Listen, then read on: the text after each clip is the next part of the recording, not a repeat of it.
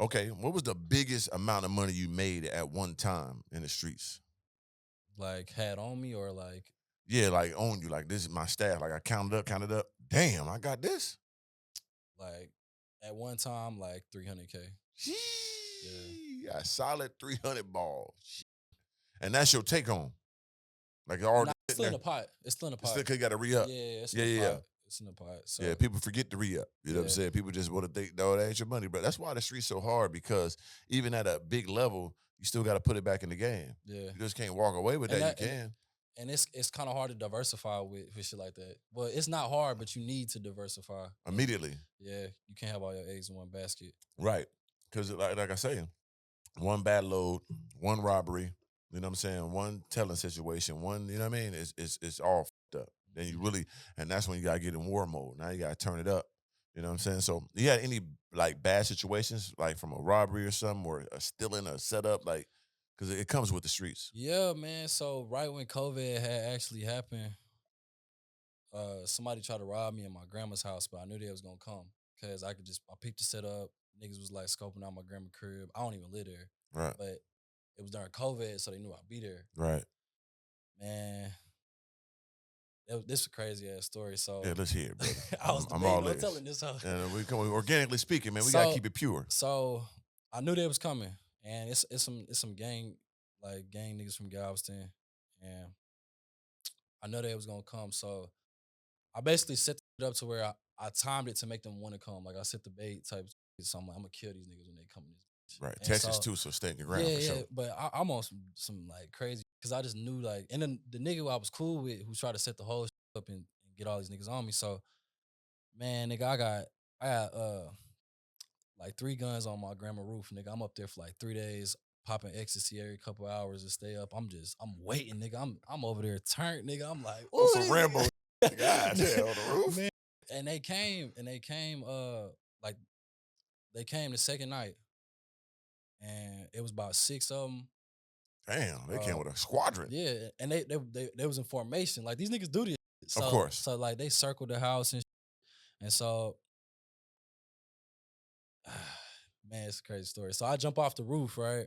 Cause I shine my light at one of them and then they duck off and spread out. And I'm just like, I don't want to get shot because I feel stupid. And they know where you at now. Yeah. And so I had to I jump off the roof. I'm chasing them around the house, the whole crib locked up or whatever, except for one window.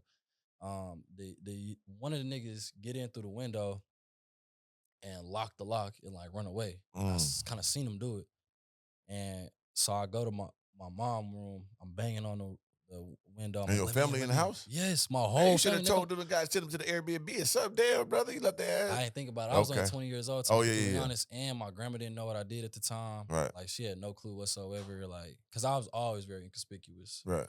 I ain't even dressed flashy because I felt bad that I couldn't buy everybody in my family the same type that I could buy for myself. So I was never that type of nigga. Like, if I couldn't get everybody, I wasn't gonna do it. That's real. So nobody really knew except my mom and my little brother because he used to do it with me. And yeah, so I wake her up.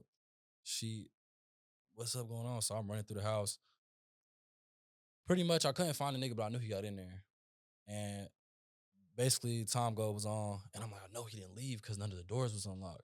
So I'm over here tripping. I'm over here off these X pills. They've been up for too damn long. Right. And I'm like, he in the attic. And nobody believed me. They thought I'm crazy. Like this nigga Chris. Right. And the whole time, that nigga was in the attic, bro. He was in the attic. Yep. And them niggas, sitting there like Art the Clown. Them niggas was finna come back. I went to Family Dollar. I must spend like $50, $60 on them roach grenades. I threw all them hoes up there. What the? Hold on. You could do the raid on the nigga? You try to goddamn roachify this nigga? Yeah. What? And because I knew that it was toxic. Right. You know, gonna make them cough.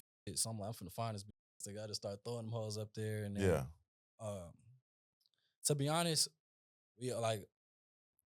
I had like called like some other niggas that was a little older than me, and I'm just like, man, crazy, because I knew who the niggas was, and I was like, man, I don't even really want no smoke with these niggas because they just be on bullshit. Right. And so we eventually left. Them niggas, really just the whole sizzled out. They stole some shit, like some shit around the house type shit. Right. I sent my big cousin over there. The nigga, they talked it out, whatever. Yeah. They brought all the shit back. Oh, that's dope. And that was kind of into that, but That's probably the craziest thing that happened. It's been a couple of situations though, but that's definitely the craziest No, one. that's wild, especially up there like Rambo sitting up there. You know what I'm saying? But you was actually, because like I said, I used to be on the opposite side, so I used to be a robber. So anytime I know people got upstairs, downstairs, that upstairs, if they know the people up there, I really want to do it because they got the advantage. So when you down, that's like in the army. Yeah, you If got you got the advantage when you're down, because it's hard yeah. to shoot up. You It's know what like I'm that saying? D-Day. Like Right. yeah, So you got to know if you up, yeah, you got the advantage. You should have been up there just knocking them niggas. I'd have been knocking them niggas' heads off yeah, from the top on the melon. You know what I mean? But at the same time, I'm glad. See, like I said, I've been on both sides. So I'm yeah, glad nobody got hurt. Y'all talked because it's part of it. See, people get mad at the robbers or nigga, you in the streets. yeah. We sign up for all this. So don't get mad at me, brother. You in the bad game, I'm in the bad game too. This how I go. So I'm glad nothing happened to you or them and everybody worked it out. You know what I'm Mhm. saying? For sure, for sure. So your people went to go holler at them. They said, all right, we're gonna stand down, let them be.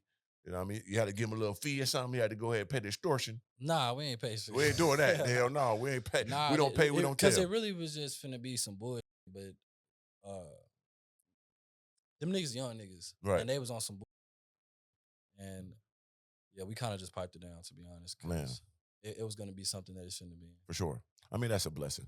So, okay, so that really said, okay, I need to get out of this. Or that was young. Nah, that was a little younger.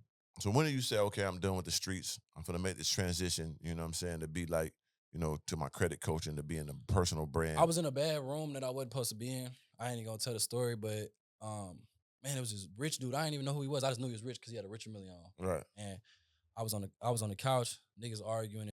I just man, this y'all niggas worked it out. I'm sitting on the couch. Right.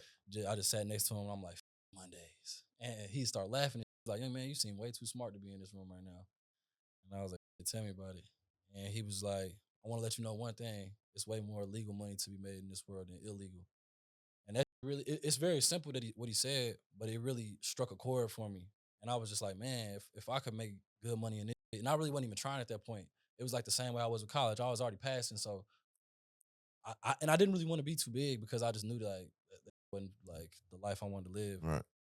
And that's when I really just started investing in mentors. I had paid somebody out in Houston $20K to help me get started with trucking and stuff like that. And I realized that the market was trash. Right. I had got pre-approvals and everything for semi trucks. And when was this year? What year is this? This was 2022. Yep. 2022. I wanted, or yeah, it was 2022.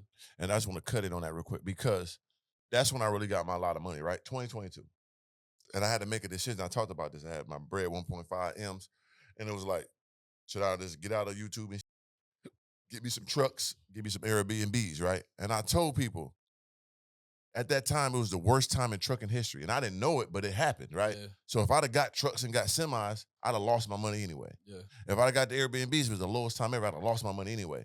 So like, that's what I'm saying. Like, you got to make a decision. I bet it on myself. Kind of won, kind of lost, but overall I won because I built my brand. I missed Organik. No matter if it went up and went down, I'm still that nigga. I still move this around. If I'd have got them trucks, they would have went down, repoed. That money gone. They ain't do nothing for me. And as a truck guy, it's over with. Yeah. No brand built. So like I said, I make the right decision. So I just want to always tap in that because people forget that part. That 2022 when I got the bread was the worst time for trucking. Yeah. And I was going to get me some semi-trucks and all that. So go ahead, I champ. think everybody became an entrepreneur, and it was just one of them things where it sounded simple to get into. Right. I think that's exactly what happened. Yeah. So it was just so saturated, and it kind of destroyed the market, and it's still pretty trash to this day because Right. I became a freight broker. So what I did was, I started my own brokerage, started getting contracts and dispatching that shit out. And I was making bread, but I just did not like waking up to do that at all. And I Right. had no system in place. I still didn't understand hiring people, who to hire, how to hire, what people good at, and like that, because I never really did the legal shit. And I kind of went back to the dude that got me pre-approvals, and he really got me started with like credit and funding and like that. And I just started going paying other people to learn different sauce here and there. Yeah. And it kind of just snowballed into what it is now. That's dope. So do you feel like mentorships and paying up to people already in those positions, you think that work for you? You think that's a good thing to do? 100%, bro. You learn so much so fast, and you can get a system that's already created versus bumping your head and thinking that you know what works and what doesn't when there's already a proven system. So I would say you should always do what's working already, and if you want to be a creative and take it to the next level, you should do that after you already understand the fundamentals of what does work. And I think Yeah. that's for anything. For sure. I agree. I never had a mentor. Once again, like I talked in your podcast about, is that because in my field, the way I did it, me and my dog Slim, we was the originators. So there's nobody I could go to get the same game that I'm creating. So it slowed me down, but it made me great because I learned so much. Now I am the vessel. You want to know anything about this game, from clothing to podcasting to YouTube to Mm. crypto, the stock market. I mastered all of it, done it all at the highest level. So people do come to me all the time for that, and I do bless them. You know what I'm saying? Of Mm. course, at a nominal rate. You know, you got to pay to be great, Yeah. but it's well worth it because my understanding and knowledge I paid for was millions of dollars. Mm. 8 years straight of understanding. We ain't gonna talk about the other 30 something plus of just living and learn life, but just in this genre alone is millions of dollars in 8 years straight. So like it helps for a lot of people. You know So what I'm still saying? to this day, do you at all invest in mentors now in certain lanes to get tapped in with certain knowledge, certain information? For me, like all my mentors, if I mean, I don't got none, but anybody who's in a higher spot, they always come to me. Mm. Because in the day I You am attract. yeah, I attract that. So if somebody doing something bigger than me and something else, most of the time they just come to me. Organic, I put you, I seen you. Can we do this? Or man, I've been watching you, bro. Boom, and it's all the big ones in the game. I don't care who you name. They all know me and rock with me. So I didn't have to, put my bread up for it because I already put my bread up for it. And then people just because I bring something to the table. Like if they're good in credit or they good in, coaching, whatever it is, I know how to build a brand. I know how Yeah. to market myself. No matter what you're doing, you need to market that and brand it. Mm. I'm the master of that. Yeah. So like, yeah, I ran into a few, but they all rock with me already, which is a blessing.